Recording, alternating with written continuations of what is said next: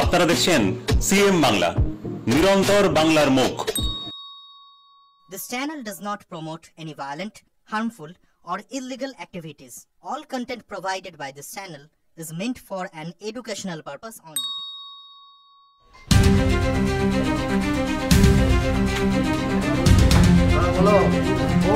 নবদ্বীপ বাবলাড়ি পঞ্চায়েতের প্রাক্তন প্রধান এর বাড়ি ব্যাংক থেকে অধিগ্রহণ করা হলো।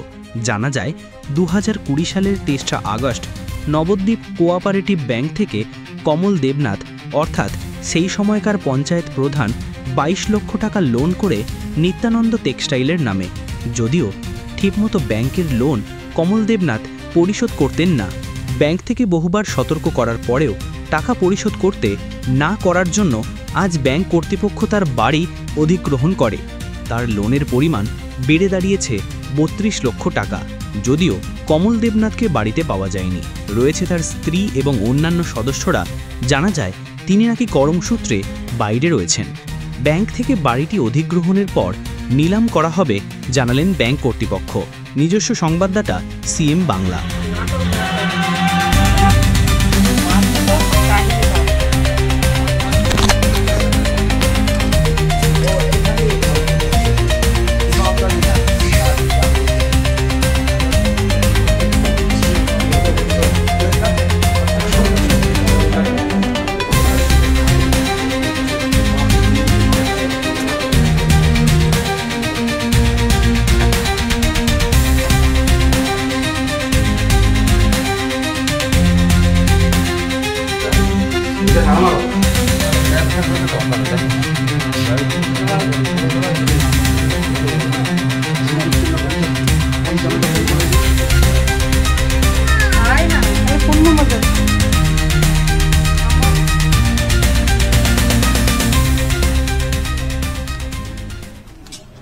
3/8/2020 সালে 3/8/2020 সালে 22 লক্ষ টাকা লোন নিয়েছিল নিত্যানন্দ টেক্সটাইলের নামে।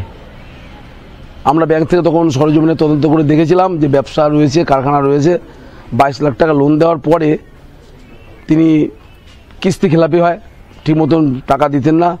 বারংবার ব্যাংক থেকে এসেছি, আমরা তাদেরকে জানিয়েছি টাকা পরিশোধ করার জন্য, কিন্তু উদাসীন ছিলেন একটু।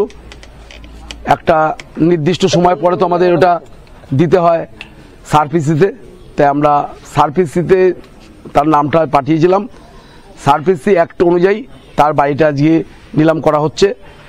এটা শেষ মানে হাতে থাকে ডিএমের হাতে, ডিএম সাহেব সই করেছেন এবং তার নির্দেশ বলে আমাদের আজকে এই সম্পত্তিটাকে অধিগ্রহণ করছি ব্যাংকের পক্ষ থেকে।